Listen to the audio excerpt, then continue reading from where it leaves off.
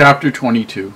Moreover, the word of the Lord came unto me, saying, Now, thou son of man, wilt thou judge? Wilt thou judge the bloody city? Yea, thou shalt show her all her abomination. Then say thou, Thus saith the Lord God, The city sheddeth blood in the midst of it, that her time may come, and maketh idols against herself to defile herself. Thou art become guilty in thy blood that thou hast shed, and hast defiled thyself in thine idols which thou hast made, and thou hast caused thy days to draw near, and art come even unto thy years. Therefore have I made thee a reproach unto the heathen, and a mocking to all countries. Those that be near and those that be far from thee shall mock thee, which art infamous and much vexed. Behold, the princes of evil, every one were in thee to their power to shed blood. In thee have they set light by father and mother. In the midst of thee have they dealt by oppression with the stranger. In thee have they vexed the fatherless and the widow. Thou hast despised mine holy things, and hast profaned my Sabbaths. In thee are men that carry tales to shed blood, and in thee they eat upon the mountains. In the midst of thee they commit lewdness. In thee they have discovered their father's nakedness. In thee they have humbled her that was set apart for pollution. And one hath committed abomination with his neighbor's wife, and another hath lewdly defiled his daughter-in-law, and another in thee hath humbled his sister, his father's daughter. In thee have they taken gifts to shed blood. Thou hast taken usury and increase, and thou hast greedily gained of thy neighbors by extortion, and hast forgotten me, saith the Lord God. Behold, therefore I have smitten mine hand at thy dishonest gain which thou hast made, and at thy blood which hath been in the midst of thee. Can thine heart endure, or thine hands be strong? In the days that I shall deal with thee, I the Lord have spoken it, and will do it.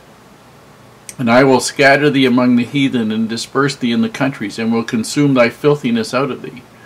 And thou shalt take thine inheritance in thyself in the sight of the heathen, and thou shalt know that I am the Lord.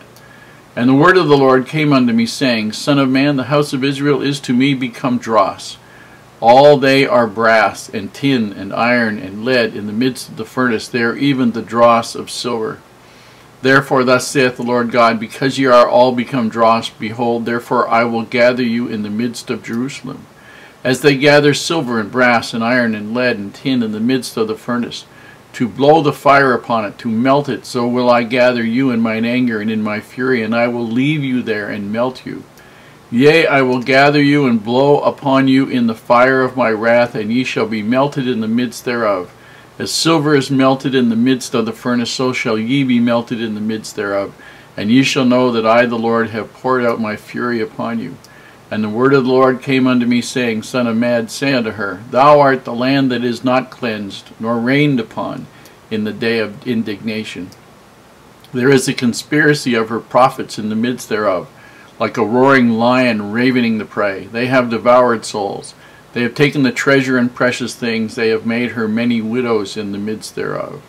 Her priests have violated my law, and have profaned mine holy things. They have put no difference between the holy and profane, neither have they shewed difference between the unclean and the clean, and have hid their eyes from my Sabbaths, and I am profaned among them.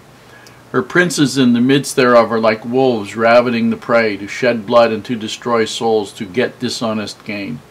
And her prophets have daubed them with untempered mortar, seeing vanity, and divining lies unto them, saying, Thus saith the Lord God, when the Lord hath not spoken. The people of the land have used oppression, and exercised robbery, and have vexed the poor and needy.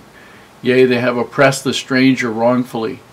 And I sought for a man among them that should make up the hedge, and stand in the gap before me for the land, that I should not destroy it, but I found none. Therefore have I poured out my indignation upon them. I have consumed them with the fire of my wrath. Their own way have I recompensed upon their head, saith the Lord God. In chapter 22, the Lord is talking to Ezekiel, and he's basically, I think, educating Ezekiel as to some of the things that the Lord knew about what went on in Jerusalem, what went on in Judah, and why they were condemned. And maybe things that Ezekiel himself didn't really realize or didn't really fully understand. In verse 4 it says, Thou art become guilty in thy blood which thou hast said, and defiled thyself with thine idols which thou hast made. And basically they were sacrificing human life, usually children, but could be anybody, in the temple and in the valley of Hinnom, which was outside of the main gate. And he lists all different kinds of sins. You know, the princes of Israel, everyone were in thee to their power to shed blood. In other words, they were in there to the maximum that they could participate to shed blood, to take advantage of everybody. Thou hast despised my holy things, in verse 8, and hast profaned my Sabbaths. In other words, they were having parties, they were having a good old time. They were not doing the things that the Sabbath was meant for. Verse 9, eat upon the mountains means having festivals up on the mountains where they have their pornographic sexual rites. All kinds of things.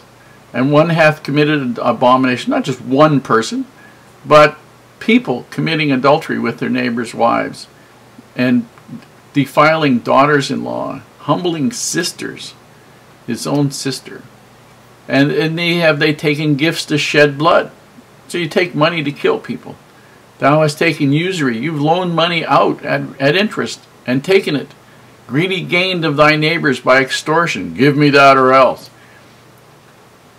Behold, therefore I have smitten mine hand at thy dishonest gain. Can thine heart endure, in verse 14, and can thy hands be strong in the days that I shall deal with thee? In other words, you can get away with certain things for a certain period of time, but eventually the Lord will come and take advantage of the opportunity he has to cleanse you. And it says in verse 15, and I will scatter thee among the heathen, and disperse thee in the countries, and will consume thy filthiness out of thee.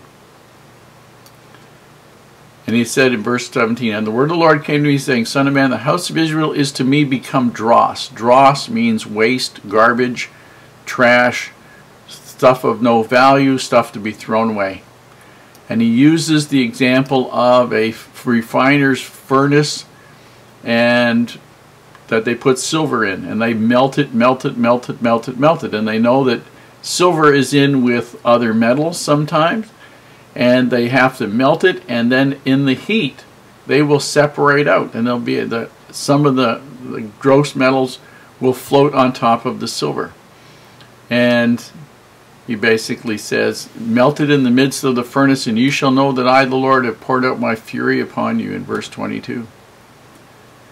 And the word of the Lord, 23, will come unto me, saying, 24, Son of man, say unto her, Thou art the land that is not cleansed, nor rained upon in the day of indignation.